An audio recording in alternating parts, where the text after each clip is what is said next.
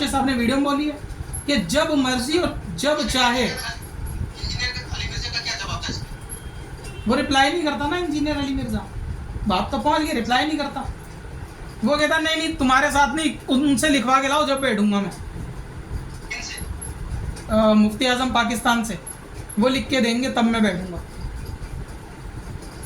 तो मसलक के आलिम की तो सब मसलक के दिफा की जिम्मेदारी तो तमाम आलिमों की है ना। फलां से लिखवा के लाने का क्या मतलब है? बिना लिखे भी आपको बात करनी है तो बैठ जाओ। और बिना बैठे, खैर बैठने की तो उसकी नौबत नहीं है, बैठने लायक तो वो बंदा है नहीं, लेकिन बिना बैठे भी उन्होंने सारी चीज़ों के जवाब दिए हुए हैं लगातार अपने चैनल पे। आप अगर देखेंगे ना तसल्ली सारे, वही मैं उनका क्लिप देखा, तब से मुझे मतलब लगा कि हाँ ये बंदा एकदम दिल से बात कर रहा है। जब जिसका नाम लिया आपने, मुफ्ती राशिद साहब, हाँ समझ गए। राशिद साहब माशाल्लाह बहुत अच्छा बयान किया। तो मैंने बोला नहीं यहाँ पे कुछ गड़बड़ लग रहा है, ठीक है। उनकी आप तसल्ली से कभी 1 महीने वीडियो क्लिप देख लोगे ना, रात में 1-1 घंटा भी निकाल के, आधा घंटा, तो आपको खुद फ्रॉड समझ में आ जाएगा। देखो एक चीज़ है, कोई भी जिस फील्ड का, कुरान से कभी गलती निकाला उन्होंने कि कुरान झूठ बोल रहा है। बहुत सारी बातें उसने ये बोल दी। इंजीनियर मिर्ज़ा ने ये बोला कि इमाम आज़म अबू हनीफ़ा के वालिदैन, वो इमाम आज़म अबू हनीफ़ा का मौक़िफ़ ये है कि हुजूर के वालिदैन माज़अल्लाह काफिर हैं, जबकि ऐसा मौक़िफ़ उनका नहीं है इमाम आज़म का। तो इससे बड़ा क्या झूठ है? वो तो इमाम आज़म से इतना बुग़्ज़ रखता है, हर चीज़ में उसको फ़िक़्ह हनफ़ी और चारों इमाम के गलतियाँ निकालता है। तो मतलब 1400 साल में इतने बड़े बड़े आइम्मा और उलमा गुजरे, किसी को दीन नहीं आता था, किसी को बुखारी पढ़ना नहीं आती थी। 1400 साल में करोड़ों उलमा एक तरफ, एक बंदा एक तरफ, तो वो कैसे सही हो जाएगा? ये तो लॉजिकली भी बात समझ में आती है कि पूरी उम्मत के खिलाफ बंदा है तो कहाँ से सही हो जाएगा?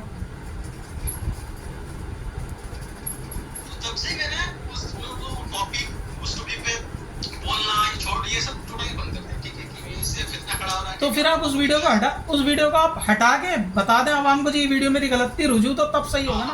वो मैं क्लिक कर दूंगा, रुजू तो आपका तब सही होगा, बल्कि आप लोगों को बता भी दोगे कि भाई ये वीडियो मेरी पुरानी थी, मैंने पहले सुना था, बाद में मैंने देखा, मुझे एहसास हुआ कि बंदा सही नहीं है, मैंने दूसरे उलमा को सुना तो मुझे पता चल गया, मैं इस वीडियो से रुजू। मैंने आपसे लाइव पे इसीलिए आया था कि क्योंकि आप भी वीडियो पोस्ट करते हैं, तो इसके जरिए भी हो जाएगा इंशाल्लाह, ठीक है। ये भी अगर पोस्ट कर देंगे ना तो इंशाल्लाह लोग समझ जाएंगे कि हाँ। अब ये लाइव आपने करा, मैं इसे कहाँ पोस्ट कर पाऊँगा? लेकिन मैं अच्छा इसको शेयर, मतलब इसको ऐसे शेयर कर दूंगा तो हो जाएगा ना काम? हाँ हो जाएगा। फिर भी सेपरेट वीडियो भी बना दीजिए। नो प्लेटफॉर्म है आपके, तो सब जगह आपने वो वीडियो डाली है। कोशिश करेंगे ना हटाने की तो इंशाल्लाह हट जाएगी, क्योंकि फितना फैलाना कत्ल से ज़्यादा सख्त है। ढूंढना पड़ेगा, बहुत ढूंढना पड़ेगा। जो टाइटल डालोगे इजीली मिल जाएगा। अच्छा एक और मसला है, मसला ये है कि लोगों, एक वीडियो था जिसमें वहाँ पे भी मैं थोड़ा जज्बाती हो गया था। अच्छा जज्बाती होना कोई मतलब बुरी बात इसलिए नहीं है, क्योंकि कुछ चीज़ों में जो है ना, तो सहाबा इकराम में भी इख्तिलाफ हो गया था। बेहतर जानते होंगे, जैसे मौला अली करमुल्लाह जो और आमिर मुआविया रज़ियल्लाहु ताला अन्हु, उनके दोनों के बीच थोड़ा जो मसले में थोड़ा साहबे में भी इख्तिलाफ हो गया था किस चीज़ को लेकर। तो उसमें भी मेरा थोड़ा जज्बाती मामला आ गया था, क्योंकि मैं अमीर मुआविया के बारे में शायद, हाँ मुझे पता चला था कि अमीर मुआविया के बारे में आपकी राय गलत थी। मतलब देखो हर घर खानदान में कहा सुनी तो कुछ अल्फाज नाम नहीं लिया और उनको कभी भी गलत, माज़अल्लाह अल्लाह माफ करे, मैं कभी गलत नहीं कह सकता, ठीक है। क्योंकि बेशक मैं डर गया था, और वो क्यों किस मामले में डर गया था वो भी मैं बता रहा हूँ। तो वो जो जज्बाती मामला था कि मतलब मेरा रुझान जो है, मेरा मोहब्बत जो है मौला अलैहिस्सलाम से, और वो पेपर ना लेगा, ठीक है। तो मैं देखा कि कुछ लोग जो है ना मेरा उनका साइड लेना, तो मुझे गुस्सा आया बड़ा कि यार बंदे को चाहिए कि मौला अलैहिस्सलाम का झंडा उठाए, ठीक है, उनका नाम ले, उनका झंडा बुलंद करे। तो इनका नाम क्यों ले रहा है? जहाँ क्योंकि हर एक उलमा इकराम यही कहते हैं कि मौला अलैहिस्सलाम हक पे थे, है कि नहीं? तो इनका नाम क्यों ले रहा है? तो मुझे गुस्सा आ गया था। लेकिन देखिए बाकी मैंने उनका नाम नहीं लिया, क्योंकि अगर उनके बारे में कुछ गलत लफ्ज निकल गया तो वो गड़बड़ हो जाएगा। तो बाकी में बाद में जब वीडियो डालते थे, फिर बाद में मुझे रियलाइज हुआ और बाद में मुझे एहसास हुआ कि मैं दावा करता हूँ कि मुझे नबी पाक रसूल से मोहब्बत है, और कल क़यामत के दिन अगर मतलब नबी रसूल मतलब एक बार पूछ लिया, अगर कह दिया कि तू दावा करता है कि तू मुझसे मोहब्बत करता है, और तू होता कौन है मेरे सहाबा के बारे में बोलने वाला? वही तो बात है। तो ये लोग ये सोच लोगों में कहाँ से आई? कंपैरिजन करने के बाद एक को कमतर दिखाना, ये सोच लोगों में कहाँ से आई? पहले तो लोगों में ऐसे आपके बड़े बूढ़ों में कभी आपने मसला नहीं सुना होगा साहबों के इख्तिलाफ के मसले को इतना हवा देना, पहले नहीं सुना होगा। ये तो अब सोशल मीडिया के थ्रू ये लोग कहाँ से आए? इंजीनियर जैसे लोगों ने तो दिमाग में जहर घोला है, तभी तो लोग इतना नफरत करने लगे साहबा से। ये बहुत ही नाजुक मसला था और सभी उलमा दिन मतलब जो जमाने से आ रहे हैं वो लोग इस मामले में खामोश ही थे। पहले इस मामले में नहीं बोलते थे, नहीं बोलते थे क्योंकि अब जो आप कह रहे हो ना जैसा अमीर मुआविया का किसी ने नाम लिया या फिर उनका फेवर किया, असल में जब किसी चीज़ का गलत मसला प्रेजेंट किया जाएगा लोगों के सामने तो फेवर करने के लिए उसके दलाइल तो दिए ही जाएंगे ना, तब तो नाम लिया ही जाएगा। एक तरीके से देखा जाए तो नाम लेने वाले का कभी भी अहले सुन्नत में ये मतलब नहीं होता कि वो अमीर मुआविया को अफजल समझ रहा है हज़रत अली से, चारों खलीफाओं से अफजल नहीं समझता, कोई भी अकीदा नहीं है। लेकिन जब बात किसी टॉपिक पे होती है तो उस टॉपिक को डिस्कस किया जाता है। मान लो अभी आपने जलसा अटेंड किया, कोई नबी पाक सल्लल्लाहु अलैहि वसल्लम की अजमत पे था, तो वहाँ तमाम उन्हीं के फ़ज़ाइल बयान होंगे, उन्हीं की अजमत पे जलसा है। अब कोई आके कहने लगे अल्लाह का तो जिक्र ही नहीं करा इसमें, तो वो जाहिल है बंदा, क्योंकि जो टॉपिक होगा उसको तो डिस्कस किया जाएगा। अब अगर मान लो अमीर मुआविया की गलतियाँ बताई जाएँ या उनको माज़अल्लाह लान तान किया जाए और कुफ्र के फतवे लगाए जाएँ और तरीके के लोग ज़बान दराजी करते हैं, तो उनके फेवर में अगर कोई फ़ज़ाइल बयान कर रहा है, इसका मतलब ये नहीं है कि वो हज़रत अली को नहीं मानता। इसका मतलब ये है कि वहाँ वक्त की ज़रूरत है कि जैसा मामला बयान किया जा रहा है उसके अगेंस्ट में वैसे ही दलील दी जाएगी। तो उस मामले में मैं थोड़ा डर गया था, तो उसके बाद से क्योंकि हमारा अकीदा क्या है कि तमाम अल्लाह के रसूल के जितने भी सहाबी हैं सब के सब जन्नती, हमारा अकीदा ये, और हमारी कोई मजाल भी नहीं है कि हम उनको कंपेयर या जज करें। ये जुर्रत सिर्फ मिर्ज़ा जैसे बदबख्त कर सकते हैं या उनके स्टूडेंट कि फ़लाँ ख़ता पे थे, फ़लाँ गलती पे थे। हर ख़ानदान में इख्तिलाफ होते हैं। अब लेकिन बाप की तारीफ़ का मतलब ये नहीं है कि आप चाचा ताऊ की तौहीन करेंगे, इसका मतलब थोड़ी ना बाप की तारीफ़। आपको हज़रत अली से मोहब्बत बिल्कुल रखनी चाहिए, तमाम सहाबा से रखनी चाहिए, लेकिन उस मोहब्बत का ये मतलब है कि दूसरे सहाबा पे लान तान करोगे तब मोहब्बत साबित होगी, पहली चीज़। दूसरी चीज़, अगर हज़रत अली का इख्तिलाफ था भी तो बाद में उनके बेटे ने भी तो सुलह कर ली थी ना, तो हमसे ज़्यादा जज्बाती तो बेटे को होना चाहिए था। बेटों ने सुलह कर ली, बेटे नहीं लड़ रहे। अब ये लोग लड़ रहे हैं कि हज़रत अली हक पे थे, वो बातिल पे। चलो हज़रत अली हक पे थे मान लिया, लेकिन अब उनको लान तान करना भी तो जायज़ नहीं है ना। भाई किसी भी सहाबी के बारे में हुज़ूर अलैहि सलाम ने क्या फरमाया कि ज़बान दराजी से बचो, खुदा का खौफ करो हर सहाबी को मेरे बोलने से, बुरा बोलने से पहले, हर सहाबी के बारे में। तो हर सहाबी मतलब हर सहाबी जो ईमान की हालत में गया, वो तमाम सहाबी हर गैर सहाबी से अफजल हैं। हज़रत अमीर मुआविया भी, वो हज़रत गौसे आज़म रज़ियल्लाहु अन्हु से अफजल है, इमाम आज़म से अफजल है, हमारा अकीदा है। तो हम कैसे मतलब उनकी कहेंगे कि जी हम इनको तौहीन कर रहे हैं या दूसरी चीज़, किस तरीके से डिफेंड करोगे आप? क्योंकि तमाम सहाबियों के जन्नती होने का अकीदा है ना। इख्तिलाफ अपनी जगह, उसमें हम हज़रत अली को हक़ पे मानते हैं, लेकिन ठीक है हर किसी से ऊंच नीच वाले मामले होते हैं, वो उनके इज्तिहादी गलतियाँ हैं जिसके ऊपर ख़ता पे भी एक नेकी है। आलिम दीन अगर कोई अपने इज्तिहाद से कोई मसला बता रहा है, वो गलत हो जाए तो उसको एक नेकी मिलती है, सही हो जाए तो दो नेकी मिलती हैं। तो उनके तो इख्तिलाफ में भी अल्लाह ताला ने दोनों तरफ रहमत रखी हैं। हुज़ूर अकरम ने फरमाया कि इख्तिलाफ मेरी उम्मत में रहमत है। अब उसको लान तान करने के लिए लोगों ने अपनी बदबख्ती के लिए आम कर दिया, सोशल मीडिया पे लान तान करवाने के लिए लोगों को से। अच्छा, ये जो अभी आपने बताया है ये हदीस है कि इख्तिलाफ में भी बरकत है, तो ये जो अभी अब आप बता रहे हैं, तो जैसे मानिए हम अहले सुन्नत वल जमात से हैं, जैसे कोई देवबंदी अहले हदीस अकीदा रखने वाला, तो उनसे जो इख्तिलाफ है, तो क्या इस चीज़ को हम रहमत की नज़र से देखेंगे? देखो, जो इख्तिलाफ होता है वो फ़िक़ही मसले मसाइल के इख्तिलाफ होता है। मिसाल के तौर पे नबी पाक वज़ू से पहले मिसवाक करते थे और यही हुक्म भी दिया कि मिसवाक करना चाहिए। नमाज से पहले मिसवाक करने का हुक्म दिया। एक सहाबी ने यह समझा कि नमाज से पहले मिसवाक करने का ये मतलब है कि नियत बांधने से पहले मिसवाक करनी है, तो वो क्या करते थे, कान के पास मिसवाक रखते थे, जैसी नियत बनती थी उससे पहले मिसवाक करके नियत बांधते थे। बाकी तमाम सहाबा वज़ू में मिसवाक करके आते थे और नियत बांधते थे।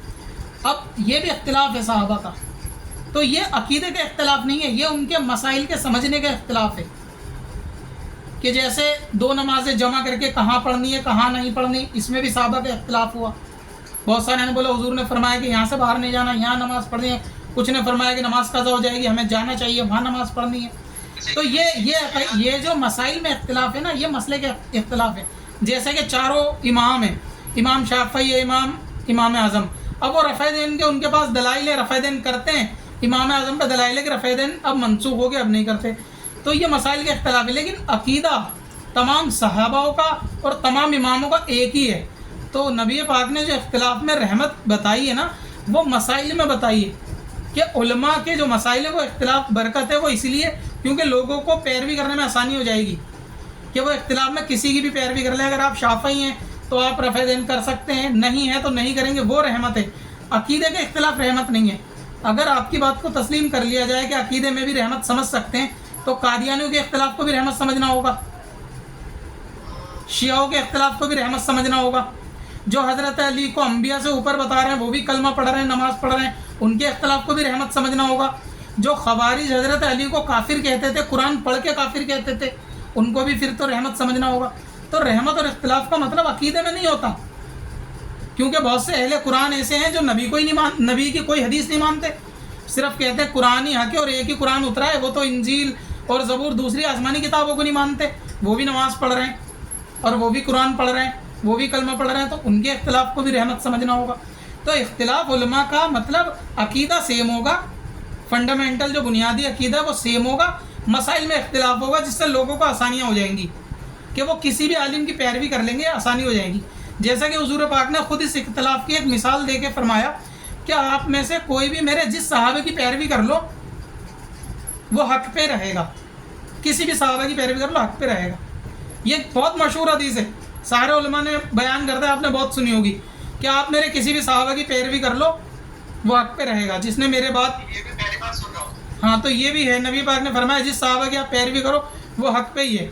तो अगर आप किसी भी सहाबा की पैरवी कर लोगे तो उसमें तमाम सहाबा आ गए ना, फिर हमें किसी को बुरा कहने का तो मतलब नहीं, लेकिन अकीदे तो सबके एक थे। अब आप कह रहे हैं कि जैसे क्या अहले हदीसों को, वहाबियों को भी हम इसमें रहमत समझ सकते हैं, तो उनके फंडामेंटल को अगर आप देखेंगे ना, वहाबियों के फंडामेंटल को, तो आप उसमें देखेंगे कि दो किस्म के उनके उसूल हैं। उनके मुताबिक तो तकलीद करना जायज़ नहीं, शिर्क है माज़अल्लाह।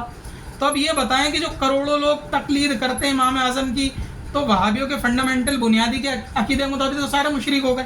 उनके पास तो दो ही रूल हैं, या तो कुरान या तो हदीस, तीसरी कोई चीज़ नहीं। और जबकि इस्लाम में करोड़ों लाखों उलमा ने 4 रूल बयान किए हैं, एक कुरान, एक हदीस, एक इजमा, एक कयास, कि जिस पे सारी उम्मत जमा हो जाए किसी मसले पे, वो मसला भी सही हो जाएगा। लेकिन वहाँ तो ऐसा मसला नहीं है। तो ये अकीदों के इख्तलाफ को नहीं समझ सकते, वरना कादियानियों को एक्सेप्ट करना ही पड़ेगा आपको। और जैसा आपने एक वीडियो में ये बोला भी था कि आप ही चाहते हैं तमाम फिरके एक हो जाएं, ये भी तो बात हदीस के खिलाफ ही है ना। हुजूर अकरम ने जब सहाबा से फरमाया कि मेरी उम्मत में 72 या 73 हो जाएंगे, फला में इतने, तो तुम ग्रोह से अलग मत होना, जो बनते रहेंगे बनने देना, तुम एक उसको ग्रोह को अपने थामे रखना। फिर वो आयत पड़ी कि अल्लाह ताला की रस्सी को मजबूती से थाम लो, फिरकों में मत बटो। लोग ये कहते हैं कुरान तो मना करता है फिरकों से बटने को, तो हुजूर अकरम को भी तो पता है कि कुरान मना करता है। उसके बाद ये आयत पढ़ के ही तो सहाबा को बताया था कि तुम मत बटना, और ये खबर भी दी थी कि लोग हो जाएंगे। अब जब नबी पाक ने कह दिया कि ऐसा हो जाएगा, तो वो हो ही जाएगा, आप और हम उसे नहीं रोक सकते। जैसे आपने शायद एक वीडियो बनाई थी, अभी मैंने एक वीडियो देखी थी कि वो सोने का पहाड़ निकलेगा क़यामत से पहले, फुरात सूख जाएगी नहर पे सोने का फरात, तो अब हम उसे रोक तो नहीं सकते। ये तो नबी पाक का फरमान है, जो उन्होंने गैब की खबरें बता दी वो होना ही होना है। तो हुजूर अकरम का ये मतलब नहीं था कि फिर क्या आप लोग बनाओ, ये मतलब था कि बनने तो हैं, बिल्कुल बन जाएंगे और 100% बनने, सिर्फ ये तालीम देना था कि आप उनसे दूर रहना। और बहुत सी हदीसों में तो बिल्कुल एक्सप्लेनेशन के साथ उनकी पहचान बताई, यहाँ तक कि पैजामे टखनों से ऊंचा पहनेंगे। साहबा ने अलामतें भी पूछी कि क्या क्या अलामतें होंगी, कि अपने को छोड़ के सबको मुशरिक कहेंगे, कुरान हाथ में होगा, जबकि वही नाहक होंगे, मतलब वही हक पे नहीं होंगे, मुसलमानों को कत्ल करेंगे मुशरिक कह के कि सारे मुसलमान मुशरिक हैं। वो तो हुजूर अकरम ने पहले बता दिया वो मुशरिक नहीं होंगे, वो तो मुसलमान होंगे।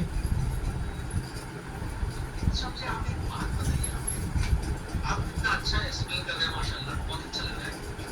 यही चीजें, यही सब सारी बातें, मतलब आवाम को अभी तक मतलब अलग जो लोग हैं, आप उसको उन तक क्यों नहीं पहुंच पा रहे? तो जाते नहीं है ना लोग, उलमा के पास जाते नहीं है ना, बैठने के लिए बात नहीं करते ना, खुद ही तो अल्लामा बन जाते हैं। मैं एक चीज देख रहा हूँ, जैसे सोशल मीडिया का दौर है और लोगों का रुझान किस तरह है वो भी मैं देख रहा हूँ। लोग दिन ब दिन मतलब उन लोगों को हक पे मान रहा है कि हमारा जाति सब बोल रहा है, अरे वो चलो हक पे है। मिर्ज़ा इंजीनियर आज के दौर में अगर माना जाए कि सच बोल रहा है, आज के दौर में वो चीज़ सच बोल रहा है, आप एक हदीस पे गौर करो, हुजूर अलैहि सलाम ने फरमाया कि जो दौर मेरे करीब में है वो बेहतर है, फिर जो अगला दिन आएगा वो आज से बेहतर नहीं होगा। इसी तरह क़यामत तक चलता रहेगा, यानी जितना दिन जितना वक्त जो है नबी पाक के ज़माने से दूर जाएगा उतना खैर से परे जाएगा, उसमें फितने पैदा होते रहेंगे। तो पहले वाला जो वक्त करीब में था, अजमत वाला, फजीलत वाला, तो वो होगा ना, अब का थोड़ी ना होगा। 1500 साल में कोई बोले सारे गलत थे मैं सही था, लॉजिकली भी तो समझ में आती है ना। वो तो अहले अरब थे ना, उनकी अरबी तो बहुत अच्छी थी, वो तो कुरान समझते थे। अब बहुत से लोग दर्ज देते कुरान हदीस आप डायरेक्ट पढ़ो, उलमा की ज़रूरत नहीं। आपको लगता है इस्लाम में उलमा की ज़रूरत नहीं है? अब ऐसा फील हो रहा है कि बंदा गुमराह हो सकता है। बिल्कुल गुमराह हो सकते हैं। कुरान खुद कह रहा है कि ये कुरान वो है जिससे लोग हिदायत भी पाते हैं, जिससे लोग गुमराह भी होते हैं। कुरान खुद कह रहा है। अगर हिदायत की किताब है, सबका ईमान है, तो कुरान ये क्यों कह रहा है कि इससे लोग गुमराह भी होते हैं? फिर लोग कहते हैं हर कलमा पढ़ने वाला एक है, सब एक क्यों नहीं हो जाते? इस बात को कुरान मना कर रहा है कि हर कलमा पढ़ने वाला मोमिन नहीं है। तो अगर कुरान मना कर रहा है कि कलमा पढ़ने वाला सब मोमिन नहीं होते, फिर दूसरे को कैसे हाके कि वो कहता है जी सब कलमा पढ़ते हैं, सब एक हो जाओ, मोमिन हो जाओ। अच्छा, जब बात की जाती है कादियानियों को भी एक करो तो कहते हैं नहीं नहीं वो मुसलमान नहीं है। क्यों? उसूल तो एक ही होना चाहिए ना, जो कलमा पढ़ रहा है सब अपने भाई हैं। कादियानियों को शिया को अलग करते हैं, क्यों अलग करते हैं? कहते हैं वो कलमे के बावजूद भी काफिर है। तो अगर कोई कलमे के बावजूद भी आपके पास कोई रूल है कि जिनसे काफिर हो सकता है, तो वो रूल तो फिर सबको जज किया जाएगा ना उस रूल पे।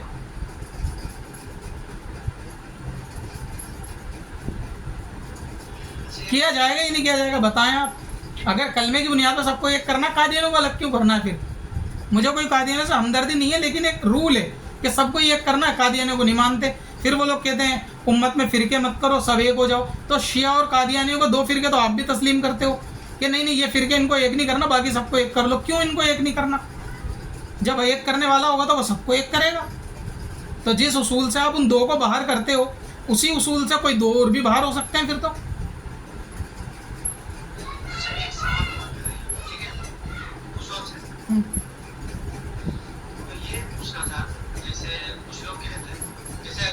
और मैं 1 मिनट मैं एक बात पूरी कर दूँ, फिर अधूरी रह जाएगी। वो जो आपकी बात अधूरी रह गई बीच में, कि जैसा नौजवानों का दौर आ रहा है तो वक्त जो है आगे बढ़ता जा रहा है, इसके बारे में भी नबी पाक ने पहले ही फरमा दिया कि आने वाले वक्त में कुछ बच्चे बचूमड़े पैदा हो जाएंगे, नौजवान लड़के के जो हदीसें बयान करेंगे और वो हदीसें होंगी नहीं। मतलब ये देखो कि आप पहले की कितनी खबर दे दी। हाँ, नौजवान नस्लें आ जाएंगी, नौजवान के जिन्हें कहते हैं ना वो कल के पैदा हुए अंडे से निकले हुए बच्चे, चूजे, वो पैदा हो जाएंगे और वो ऐसी ऐसी बातें आपसे करेंगे कि ना तो आपने कभी सुनी होंगी ना आपके बाप दादा ने। वो ऐसी ऐसी हदीसें बयान करेंगे, ऐसे ऐसे मामला। तो इतनी सारी पेशन गोई पहले ही बता दी गई हैं सारी, कि क़यामत से पहले जो फितने आएंगे उसमें क्या क्या होगा। इल्म का उठाना, जहालत का आम हो जाना, और जहालत में भी बग़ैर इल्म के लोग फतवा देंगे, बग़ैर सीखे फतवा देंगे, अपने बुज़ुर्गों पे बड़ों पे लान तान करेंगे। इतनी सारी निशानियां पहले बता देंगे, तो वो सारी निशानी तो होनी ही है।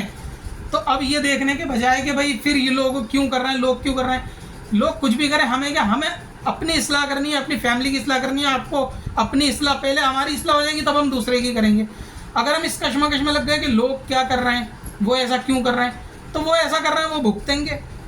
आप सबको भी तो हिदायत पे नहीं ला सकते ना, जहन्नम भी तो बनी है कुछ काम के लिए, जाने तो है ना उसमें भी। अगर सारे हिदायत पे आ जाएंगे तो फिर थोड़ी वैल्यूलेस नहीं हो जाएगी जहन्नम?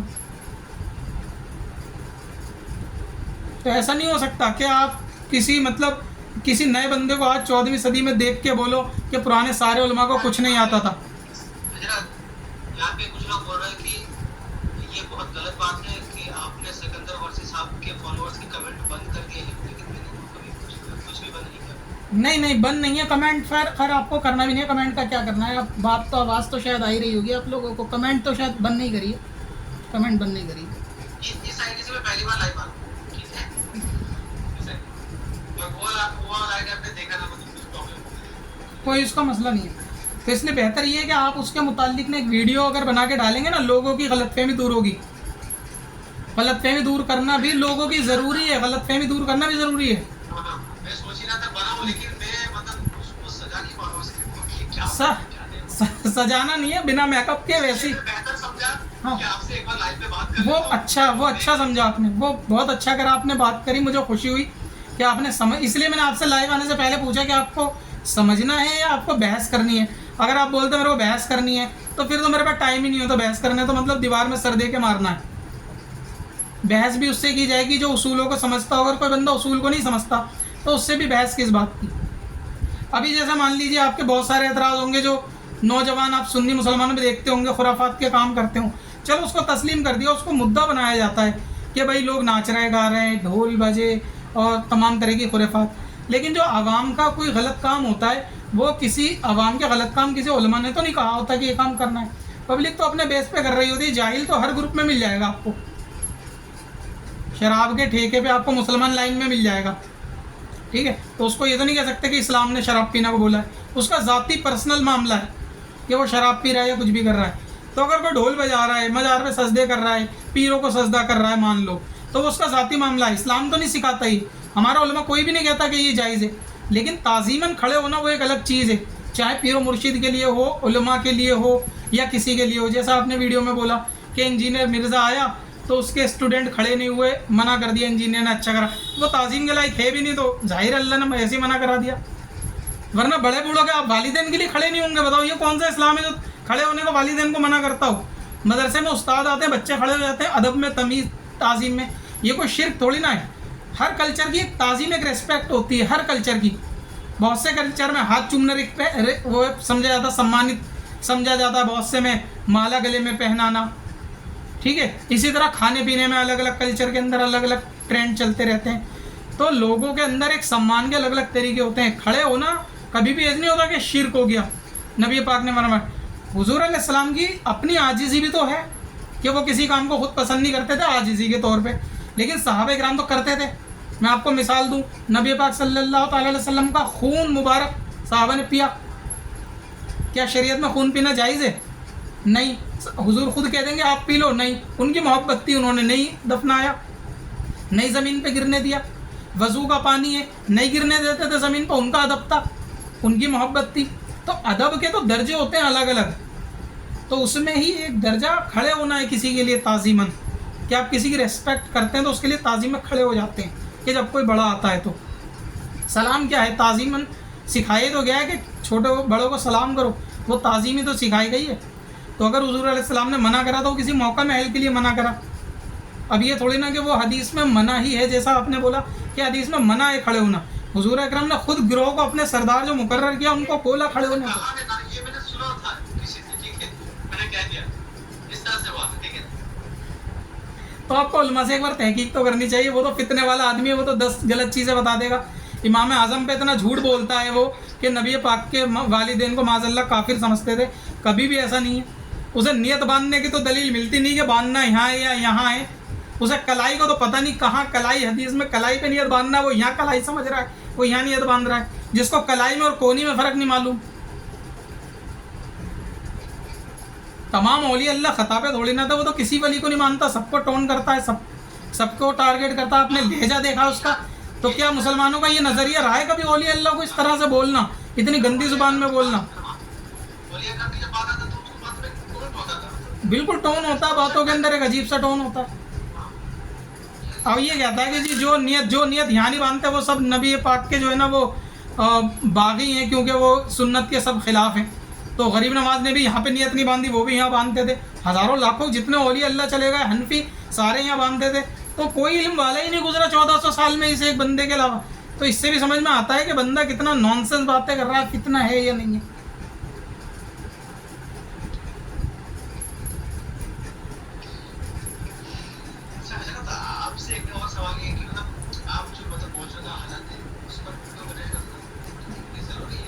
ये आपसे कहलवाया किसी ने सवाल?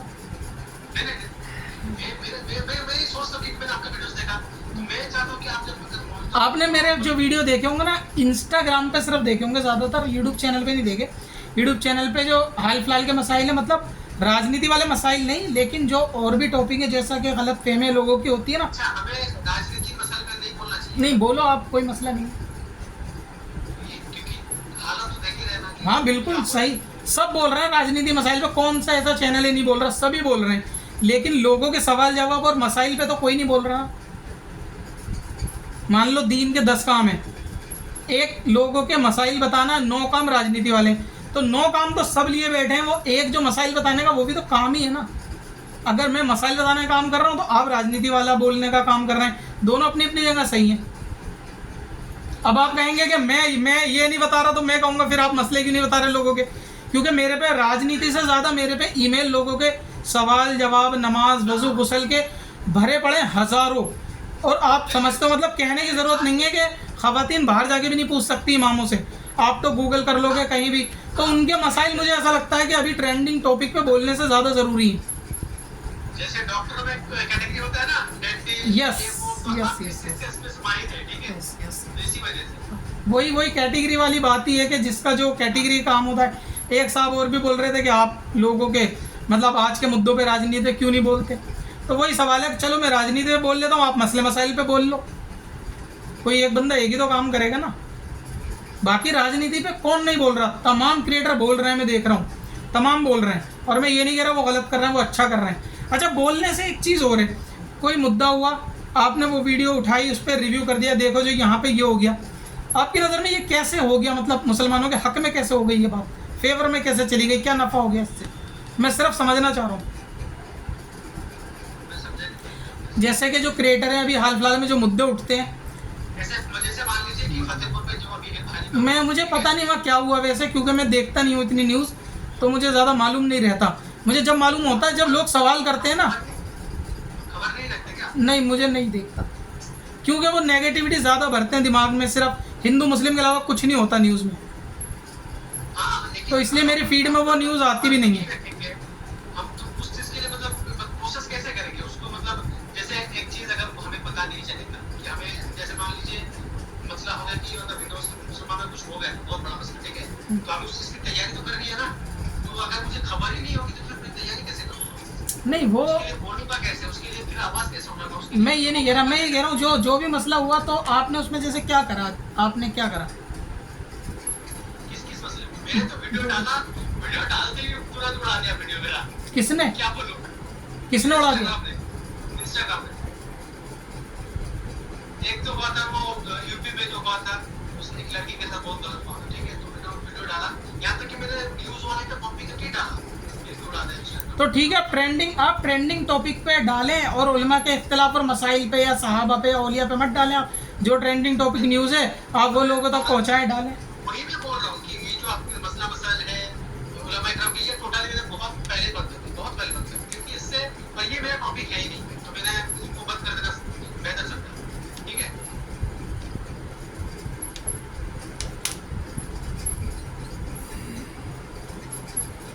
अच्छा, ये एक साहब पूछ रहे हैं कि आप पहले सुन्नत व जमात के, तो आप अपने आप को सुन्नी बरेलवी कहने में क्यों शर्म महसूस करते हैं, क्यों नहीं बोलते? शायद ये ऐसा ही इनका ये शायद एक सवाल है।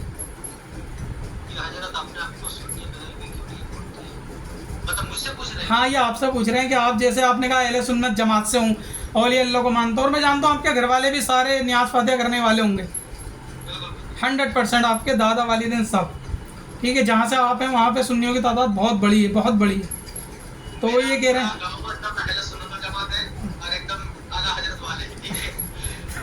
सुन लो भाई, सुन लो, आला हजरत वाले हैं, तो उन्होंने कह दिया, मतलब डायरेक्ट इनडायरेक्ट उन्होंने कह दिया। देखो वक्त हालात ऐसा भी हो, कभी भी आदमी को अपने अकीदे को बयान करने से कभी घबराना नहीं चाहिए। ये सिफत और अलामतें मुनाफिक की होती हैं। जैसे शैतान, कुरान ने बयान किया ना कि तुम्हारे साथ रहते हैं तो तुम में हो जाते हैं, अपने शैतानों के साथ मिलते हैं तो उनमें हो जाते हैं। यह मुसलमान की सिफत कभी नहीं हो सकती। तो अपना जो अकीदा नज़रिया है वो हमारा है, हम आला हजरत वाले हैं तो है, हमें कोई कुछ भी कहता रहे उससे फ़र्क नहीं पड़ेगा। कोई हमें मुशरिक कहे, लाख कहे, कहता रहे, क़यामत में वो जवाब देगा, क्योंकि हमने जिस रास्ते को थामा वो नया नहीं है, वो वही 1400 साल से बुजुर्गान दीन का रास्ता है। तो इसलिए कहने में, बताने में भी शर्म महसूस नहीं होनी चाहिए। आप सोचो आपके फॉलोअर चले जाएंगे अगर आप कह दोगे जी मैं आला हजरत वाला हूँ, तो ठीक है फॉलोअर चले जाए, आपको अल्लाह रसूल की मोहब्बत की अहमियत होनी चाहिए, फॉलोअर की नहीं होनी चाहिए। और ऐसे फॉलोअर जो आला हजरत के नाम से गिलत जाए वो कल के जाते आज चले जाए, जो किसी भी वली से गिलत जाए वो कल का जाता आज चला जाए, चाहे आला हजरत हो या गरीब नवाज हो, निज़ामुद्दीन औलिया हो, किसी भी वली से बुग़्ज़ रखता हो। फॉलोअर का ये जैसे कुछ लोग सोचते थे उसके चक्कर में करता हूँ। अगर मुझे व्यूज ही पाना होता, मैं दिल से बता रहा हूँ बात, ठीक है, अगर मुझे व्यूज ही पाना होता तो बहुत पहले की बात कर रहा हूँ, मुझसे गलती हो गई थी और गलती ये था। तो आप आपको व्यूज नहीं चाहिए होते?